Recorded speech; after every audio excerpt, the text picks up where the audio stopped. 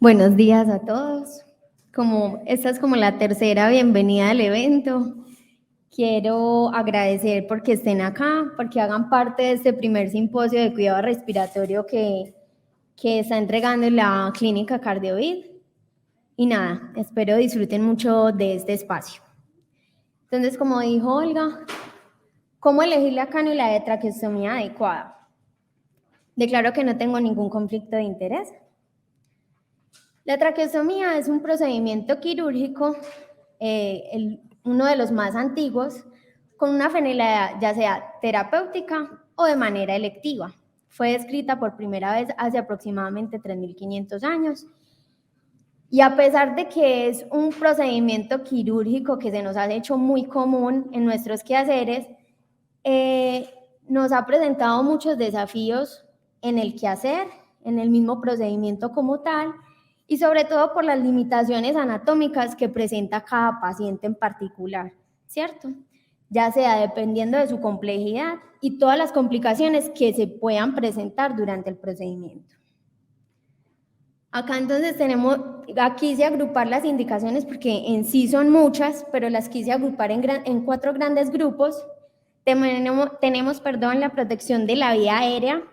En ellos entran estos pacientes neurológicos o de otro tipo que no tienen la capacidad suficiente para hacer una higiene bronquial y que no permite tener una permeabilidad de la vía aérea. También en estos casos emergentes, donde no se puede asegurar la vía aérea y no se pudo lograr la intubación orotraqueal. Entonces ahí viene a ser parte pues la traqueostomía. También como indicación tenemos la ventilación mecánica prolongada, clínicamente se habla mayor a 14 días. Entonces esto va a favorecer primero al paciente a liberarse de lesiones en la mucosa traqueal y de todo lo que pueda aparecer después de una intubación, y también a favorecer a que disminuya el espacio muerto y pueda ser más rápida la liberación de la ventilación mecánica. Dentro de la obstrucción de la vía aérea contamos con todas las anomalías que aparecen en la anatomía del paciente, ya sea por neoplasias faringolaringeas, por malasias, por granulomas y todas estas anomalías que van limitando la permeabilidad y la misma capacidad de la vía aérea de estar pues como sin ninguna obstrucción, ¿cierto? Y los traumatismos graves de cabeza y cuello que me limitan en esta parte pues como de la vía aérea. El procedimiento ya los conocemos, tenemos el procedimiento ya sea de manera quirúrgica o percutánea. Más que todo, las ventajas que nos ofrece la quirúrgica es el tener un espacio y una claridad, pues como una visualización de la tráquea, permitiendo así pues que sea más fácil. El hecho en esos pacientes, y sobre todo lo vimos ahora en la pandemia, estos pacientes obesos con el diámetro del cuello tan amplio, pacientes con gran vasculatura en el cuello, también nos limitaba mucho en este sentido. Entonces la quirúrgica nos beneficia mucho en este punto.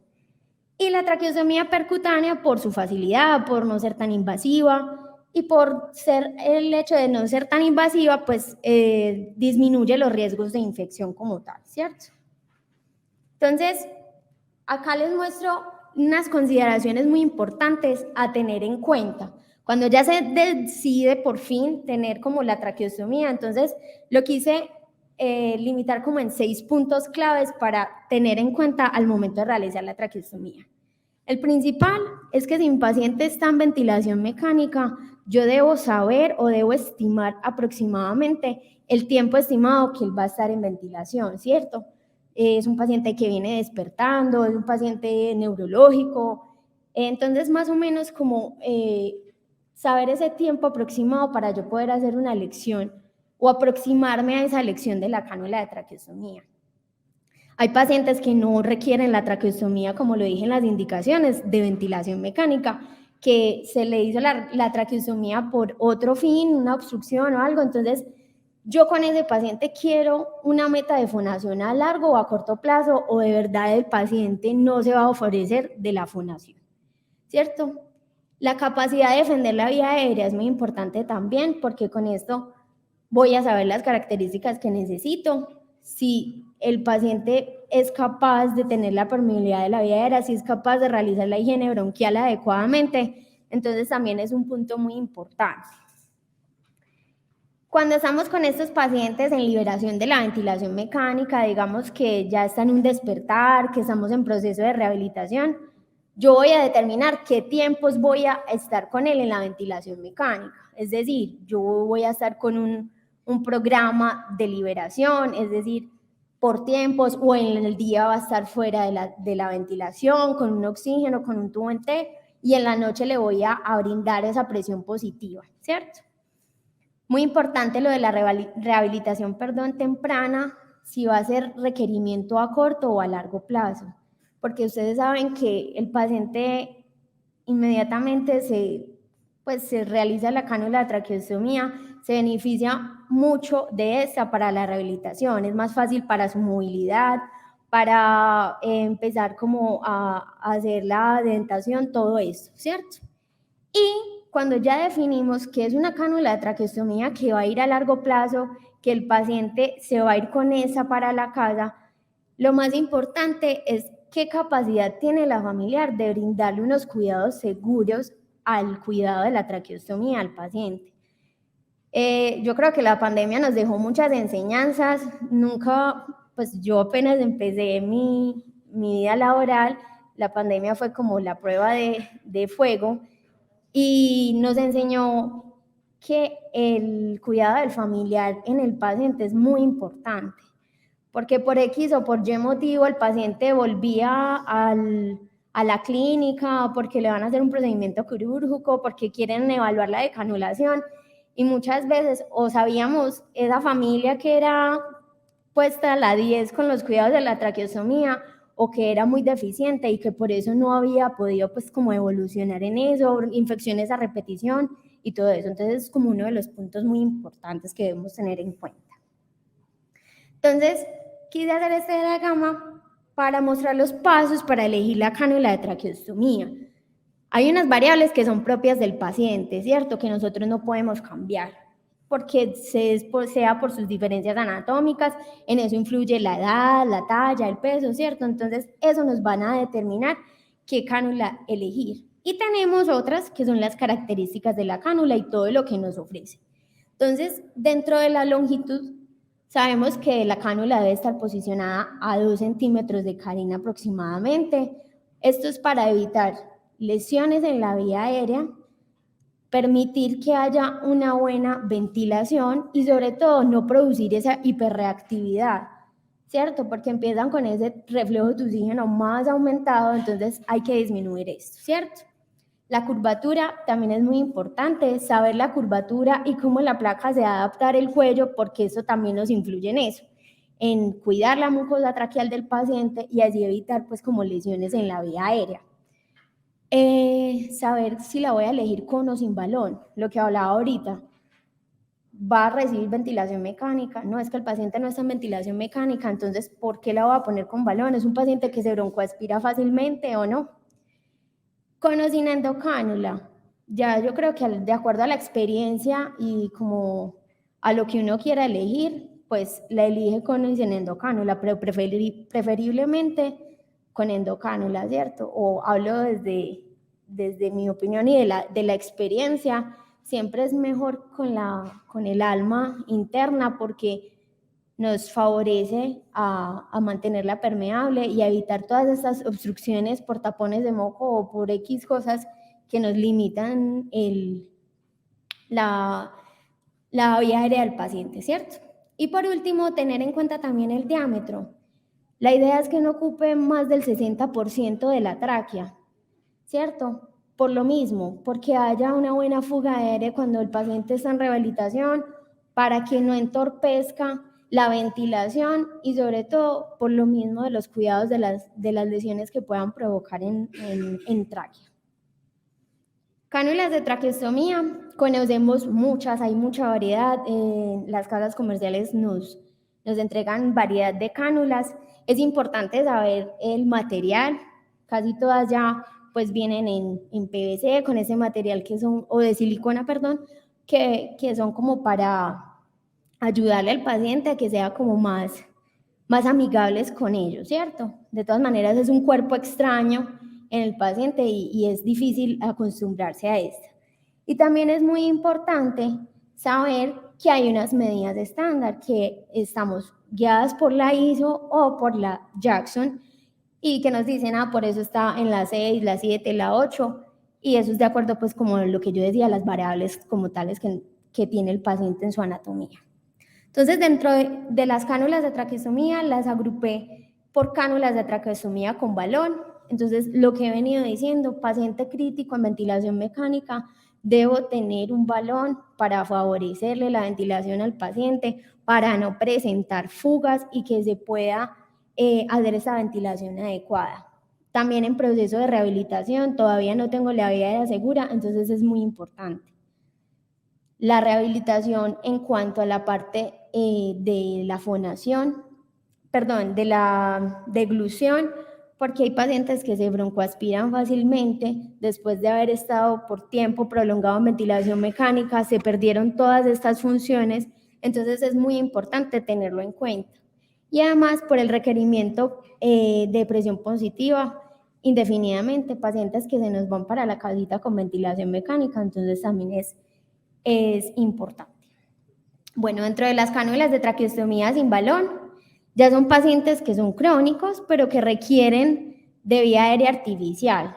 Ya se liberaron de la ventilación o no la han requerido, pero requieren de esta. Entonces, ellos les facilita primero rehabilitarse en el manejo de secreciones, tener adecuada higiene bronquial. Entonces, es muy indispensable en esto. Y también cuando vamos a hacer un proceso de canulación, paciente de UCI que ya tuvo traqueostomía con balón, se hace el cambio para poder favorecerle pues como a esa decanulación o a la rehabilitación como tal. La cánula de traqueostomía con succión subglótica. Esta, dentro de lo personal y aquí en la clínica la hemos tenido, nosotros pues acá estamos con el soporte ECMO, entonces son pacientes que han permanecido en la clínica por mucho tiempo, por largos periodos, entonces la rehabilitación se tiene que hacer más intensificada, ¿cierto? Entonces, como tengo ahí el paso del aire que nos ofrece o el gas que queramos utilizar, aire o oxígeno, nos va a ayudar mucho a la rehabilitación deglutoria y de la fonación, ¿cierto? Entonces es muy importante. Incluso con esta también podemos ofrecer la fonación durante la ventilación mecánica. Claro que esta misma nos entorpece a veces porque debe tener unas características el paciente como tal para poder que se haga de manera exitosa, ¿cierto? También es utilizada en los trastornos deglutorios porque como me permite la succión de fluidos por encima del balón, entonces yo voy a favorecer a que no hayan broncoaspiraciones, a que se haga la misma rehabilitación común, ¿cierto? Y la cánula de traqueostomía fenestrada, yo creo que es la más conocida, la más usada en nosotros, porque siempre nosotros pues es pensar en liberar de la ventilación mecánica, ¿cierto? Entonces esta nos ofrece una versatilidad como tal del paso de aire de los pulmones hacia vía aérea superior. Entonces, aparte de eso, como trae endocánula, nos favorece también si estamos en proceso de rehabilitación o de canulación, si hay que entregar ventilación positiva y si no, podemos también practicar de acuerdo como al entrenamiento que se esté haciendo, la misma fonación. Y esta cánula de traqueostomía de larga longitud, yo creo que también fue muy usada en la pandemia. Primero porque teníamos esos pacientes en particular con obesidad, con cuellos amplios, o porque el tubo orotraqueal dejó varias lesiones por ventilación prolongada, ¿cierto? Entonces, esto nos ayudaba, como muestro acá en la imagen, se presentaban estas malasias que impedían la adecuada ventilación y sobre todo eso irrumpía el día a día del paciente por alto reflejo de oxígeno, por incomodidad, por sangrado. Entonces esta nos permitía ventilar como adecuadamente al paciente, ¿cierto?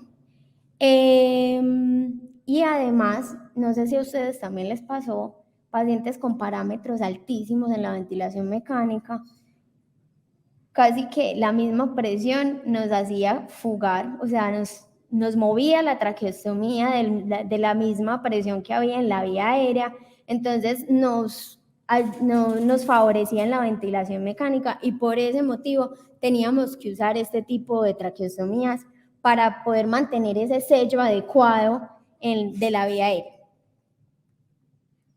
Acá les voy a presentar un pequeño caso clínico. Pues la verdad fue una paciente de acá de la clínica, pero es Jennifer López, listo. Jennifer López es una paciente de 49 años de edad. Ella ingresó acá a la clínica por una fibrosis pulmonar. El grupo de neumología determinó que no había para dónde más avanzar con ella y decidieron realizar y ponerla en protocolo de trasplante. Ella estuvo en otra institución porque se le estaban haciendo unos estudios en la parte, ella estaba como con una sospecha como de una neoplasia, ¿cierto?, en útero, se descartó, pero en esta institución tuvo una descompensación, tuvo una falla ventilatoria y tuvo que ser intubada. Se comentó con el comité de trasplante de acá de la clínica y la tuvieron que ir a rescatar para ser pues canulada en ECMO veno-venoso, ¿cierto? La trajeron para acá y este ECMO veno-venoso fue como puente a trasplante. Como iba a ser una ventilación que iba a ser prolongada, se decidió hacer una traqueostomía temprana. Fue de manera percutánea, sin problemas, vía aérea fácil y siempre manteniendo ventilación mecánica con parámetros de protección pulmonar, ¿cierto? Un día de turno empezó con una fuga de litros, llamó mucho la atención de los médicos, de la terapeuta, tomaron radiografía de tórax, a veces en la radiografía de tórax es un poquito difícil la visualización y al parecer estaba como desplazada, urgente fibrobroncoscopia para asegurar vía aérea, para ver qué estaba pasando. Lo bueno es que ella estaba en un ECMO veno-venoso, entonces podíamos asegurar la oxigenación por ese momento. Viene neumología, realiza fibrobroncoscopia, la cánula estaba en vía aérea. ¿Qué era lo que pasaba? La cánula de traqueostomía estaba muy pequeña, independiente que fuera una persona con 1,50 m de altura, era pues con obesidad, pero no era nada así como que uno hubiera pensado, sí, voy a pensar en un anillado, tengo que pensar en una traqueostomía de larga longitud. Entonces, a veces este desafío que nos entrega los pacientes con sus limitaciones anatómicas se nos hace más complicado, ¿cierto? Porque nosotros, ¿quién iba a creer que una mujer pequeña o algo nos iba a poner ese límite, ¿cierto? Entonces, nada, siempre regirnos por estos pasos, que son los requerimientos que nos presentan los pacientes y tratar de como otorgarles esos, o sea, las necesidades, suplírselas en cuanto a los requerimientos que el día a día nos vaya poniendo. Listo. Muchas gracias.